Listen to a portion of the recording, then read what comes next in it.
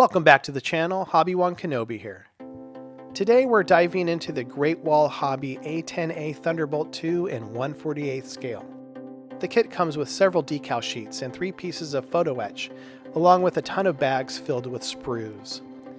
Everything looks sharp and well detailed. The rivets are to scale and the panel lines are subtle and crisp. The clear parts are well protected in their own frame, keeping the canopy and windscreen safe from scratches. The kit also includes a weight to prevent tail sitting, an important touch.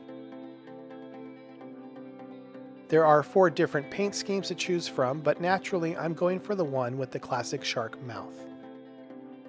The instructions are clear, though I will be taking a few steps out of order as I go.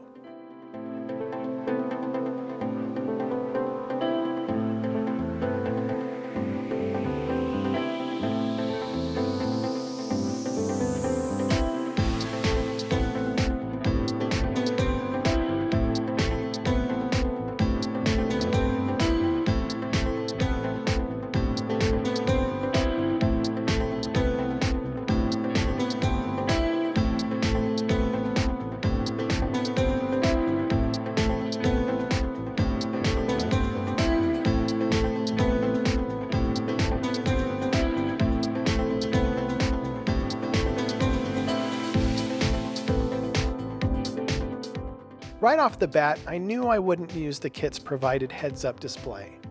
It's one solid piece of clear plastic, and while it has some raised detail for the painted portion, I could already tell that even with masking, it wouldn't have the look I was aiming for. So I decided to scratch build the frame for the HUD and create the 2 screens between it using clear plastic sheet. I used Tamiya liquid cement, the kind with the orange lid, to glue the small strips together. Tamiya thin cement would have been too aggressive and hard to control. I also built up the base below the HUD frame. Reference photos showed that this panel should be slightly elevated at the front, so I added small pieces of plastic underneath to replicate that.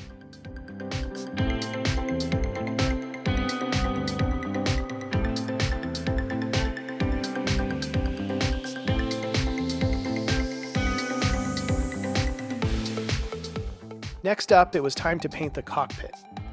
I mixed a few Tamiya paints to get a base color that closely matched the cockpit interior. Then I hand brushed NATO black onto the control panels. The detail on these panels is so crisp that 3D decals just weren't even necessary.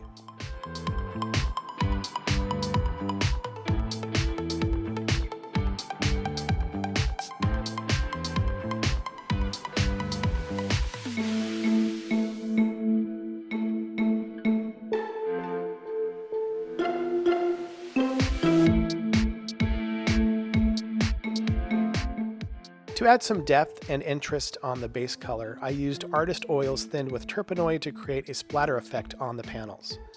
The splatter drops helped break up the monotony of the base colors, giving the cockpit a more worn and realistic look. Then I picked out individual buttons and switches with gray and white.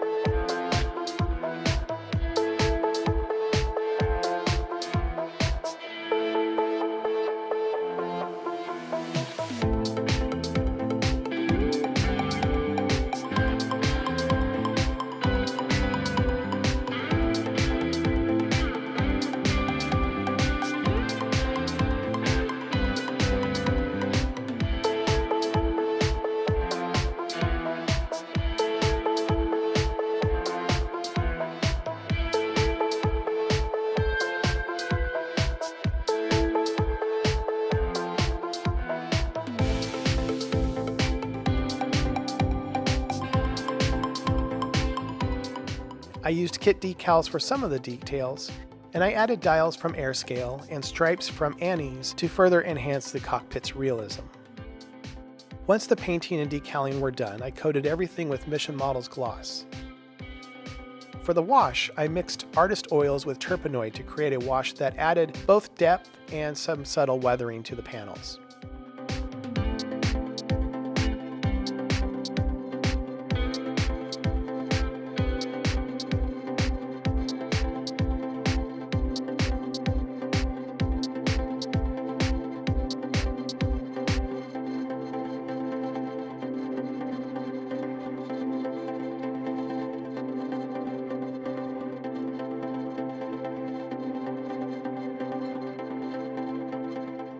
After letting it dry, I removed the excess with a combination of Q-tips and a soft brush to keep the details nice and sharp.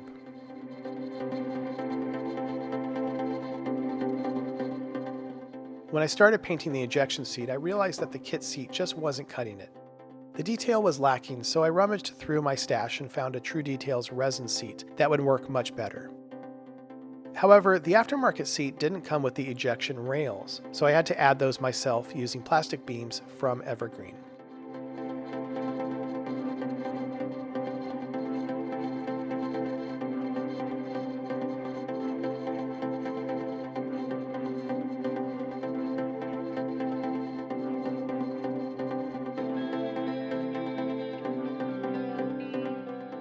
After adding the final details to the resin seat, I airbrushed the base coat, then painted the rails, seat cushions, and ejection grab handles.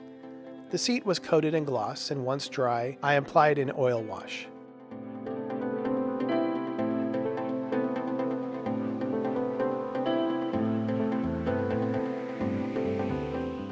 I also used an oil wash on the walls of the forward landing gear wheel well.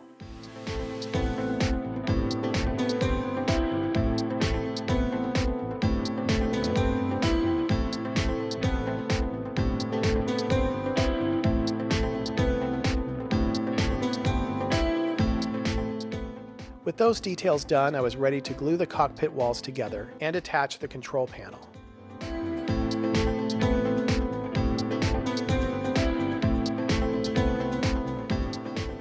Next, I positioned the wheel well and cockpit into the right half of the fuselage. I then detached the walls of the forward wheel well and prepared them for assembly.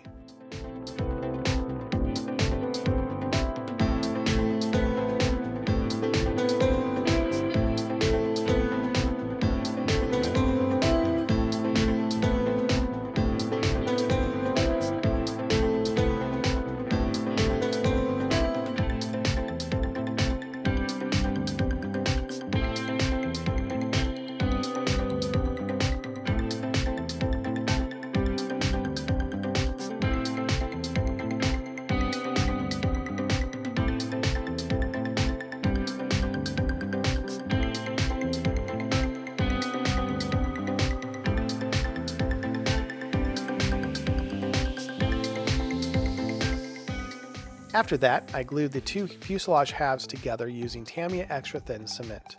To ensure a proper fit, I added some outer panels of the fuselage, making minor adjustments as needed.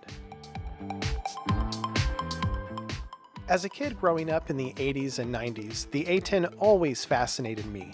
I remember seeing it in TV coverage during the Gulf War, and of course there were always plenty of kits out there, from Tamiya to Monogram. In my 20s, I built the A-10A version from Hobby Boss. It was a decent kit, but I made a huge mistake. I did not add any armament. And trust me, it really made a difference. Since then, I've learned that some aircraft just don't look right without their signature weaponry.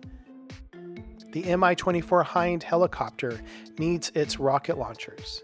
The Apache needs Hellfire missiles, and the Tomcat, it has to have those Phoenix missiles. On the other hand, aircraft like the FA-18 Hornet and the F-105 Thunder Chief do look great even with just fuel tanks hanging under their wings. Great Wall Hobby released their A-10C a few years ago, and I had a feeling they'd eventually release the A version. The C is a modernized Warthog, popular among modelers for its up-to-date features, but honestly, Its gray scheme just doesn't have the same punch as the iconic lizard camo of the early A10s. So when the A10C was announced, I knew it was only a matter of time before the A10A would be released. And sure enough, the release came through. I started by thinning down the plastic around the GAU-8 Avenger gun at the nose. I used Tamiya Extra Thin to secure the piece to the fuselage. Then it was time to work on the wings. I used several clothespins to hold the two halves together while carefully adding extra thin to smaller sections. The fit along the wing was surprisingly good. When mounting the wings onto the fuselage, I noticed a pronounced lip at the wing root. It seemed too much, so I decided to shave it down with sanding sticks, sandpaper, and a round file. Once I got the area level, I used extra thin again to bond the parts together. Next, I worked on the flaps. I like to prepare these while I'm also tacking the wheel wells. I wasn't sure if these pieces would fit well, so I dry fit them to check for any areas that would need extra filling or sanding. Fortunately, the flaps fit nicely, though a few seams needed some attention. As for the wheel wells, the forward edge of the wing has a protruding seam that doesn't match the real aircraft. I scraped down the excess material with a scalpel, filled in the seam with CA glue, and then sanded it smooth.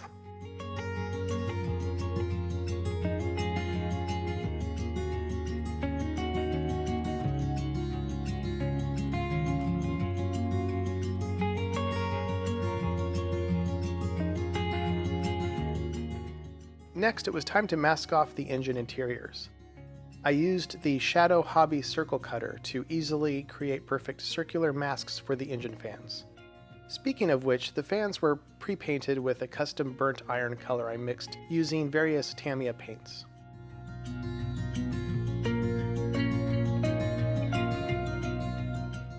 Masking the canopy and windscreen was straightforward.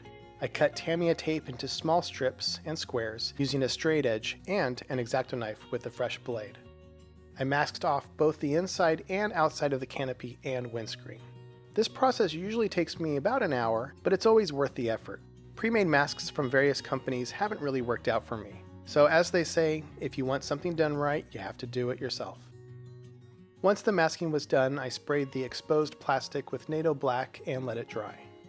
I left the masks on the outside since I still needed to add camo and various sealants. The scratch-built heads-up display would be protected under the windscreen. Once the windscreen was glued into place, it was time to prime the model for the camouflage. I only use primer when the model includes photo etch or resin parts, or if I need to check for imperfections along seams or any scratches that might have come up during construction. My primer of choice is Tamiya Gray Primer in a spray can. I'm not a fan of spraying primer through an airbrush, but the Tamiya spray primer levels out really nicely and it preserves all of the fine details. I spent some time mixing the tritone camouflage colors using Tamiya paints. The ratios are listed here.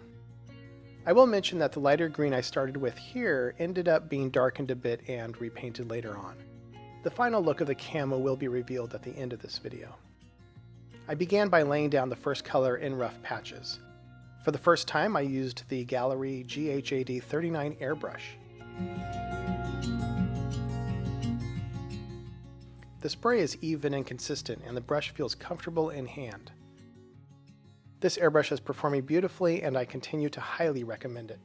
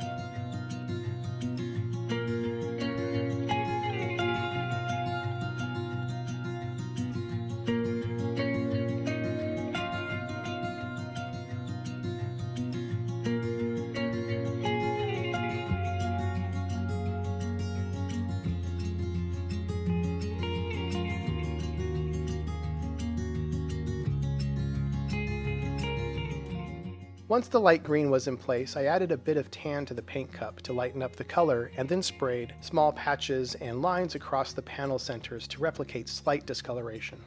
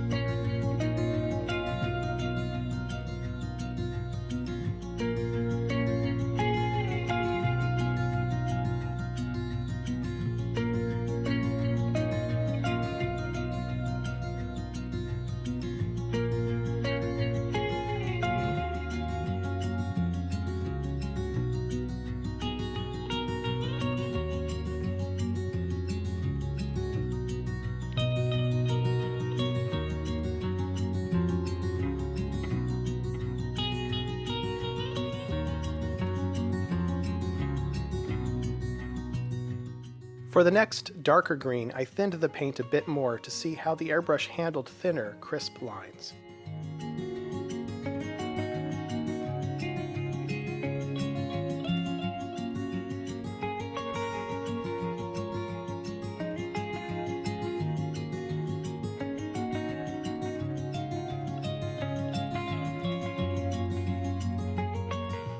As you can see, the gallery airbrush sprays evenly and can go down very thin. For the application, I started with the contour around the edges of each color patch, then pulled back on the trigger to build up more paint in the center areas. A few passes were needed to ensure good coverage and keep the color opaque.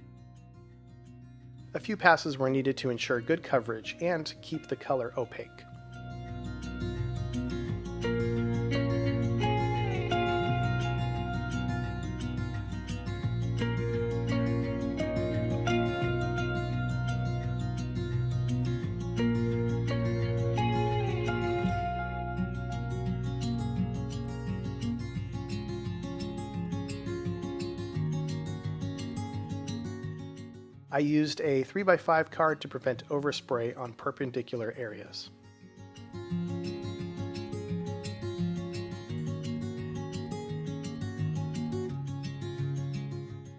Finally, it was time to airbrush the gray patches.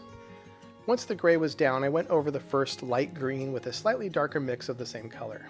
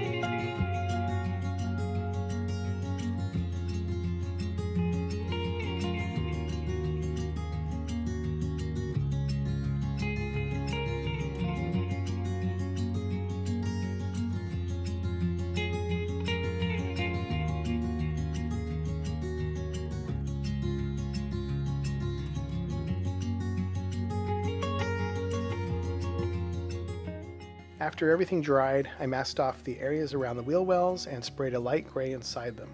Once those areas were dried, I removed the masks.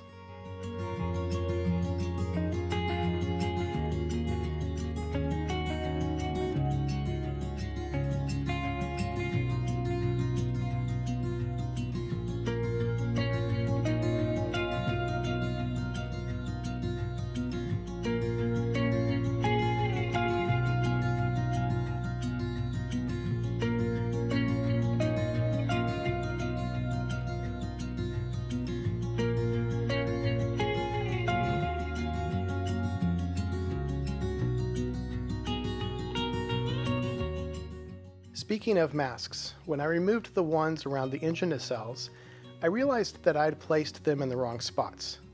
I'll fix that in my final video.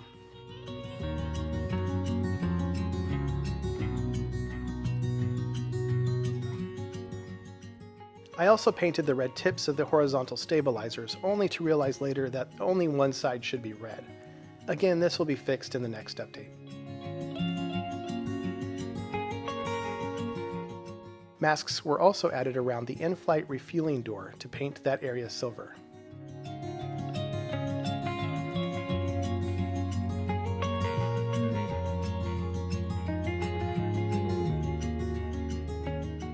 And here's where we are so far.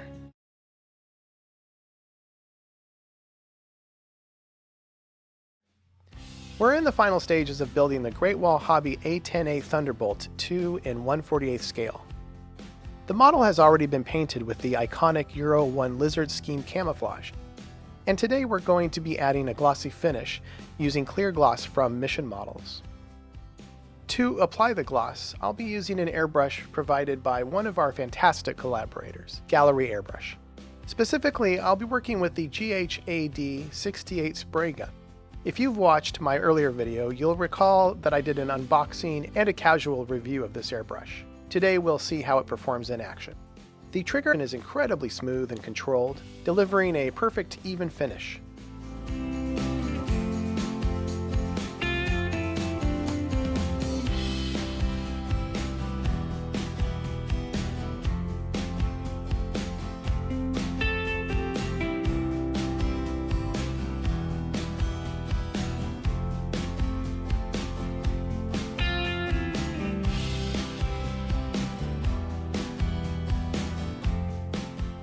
Once the surface dried, I moved on to spraying the more intricate areas, like crevices along the wing pylons and inside the wheel wells. Once everything was thoroughly dry, I was ready to apply decals. The decals from Great Wall Hobby are a bit on the thicker side, not as thick as, say, Hasegawa's, but still noticeable. Despite this, they conformed well to the surface of the model.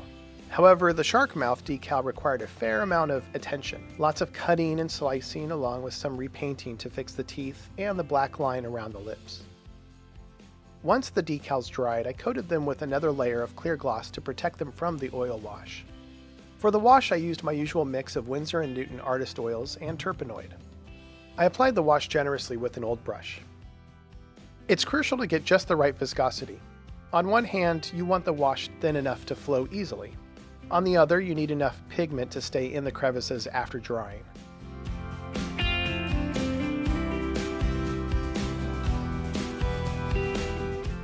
Once dried, I used a larger brush to gently whisk away excess from the raised areas, while also carefully working around the rivets and seams.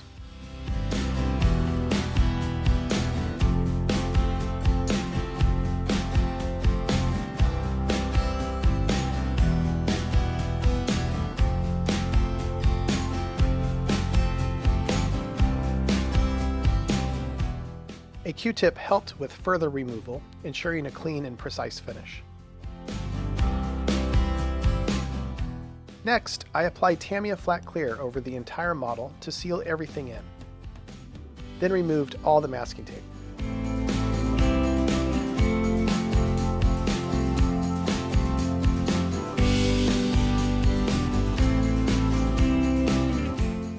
Any stray paint that bled through was easily removed with a toothpick, which I had flattened between my teeth to get a fine, sharp edge.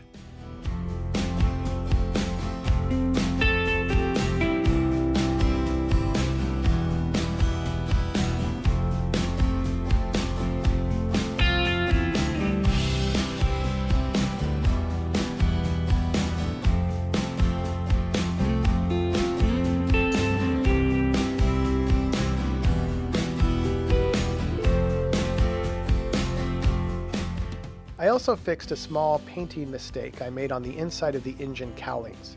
Now the green color lines up perfectly with the burnt iron fans. Once the wheels, struts, and armament were painted and decaled, I applied another oil wash, followed by a quick cleanup.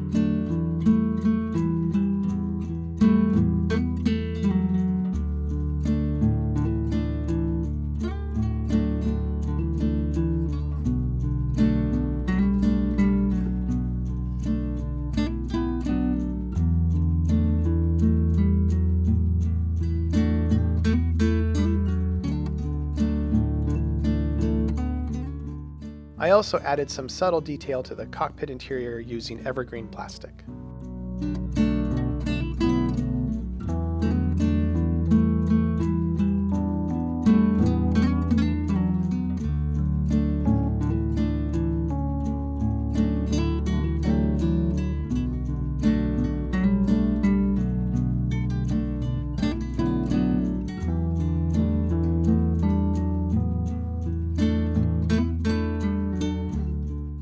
At this point, I felt the model deserved a base. After flipping through my Desert Storm books, I found the perfect reference photo, an image showing F-15s being repaired.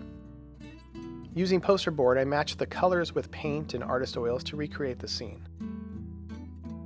While I didn't film this process, I may make a dedicated video in the future, so stay tuned. Once the base was finished, I glued the ejection seat in place and followed that by attaching the canopy.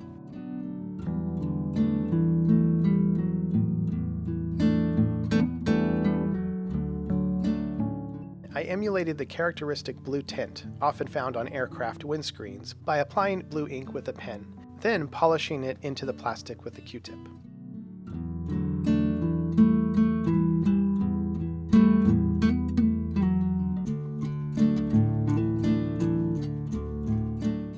The final step for this build was to add subtle highlights to the raised rivets.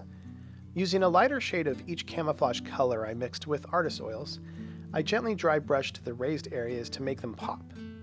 I prefer using artist oils for dry brushing because the longer drying time gives me more flexibility to work, and if there's any mistake, it's easy to fix. I love the way the highlights contrast with the deep shading created by the oil wash. It really brings the model to life.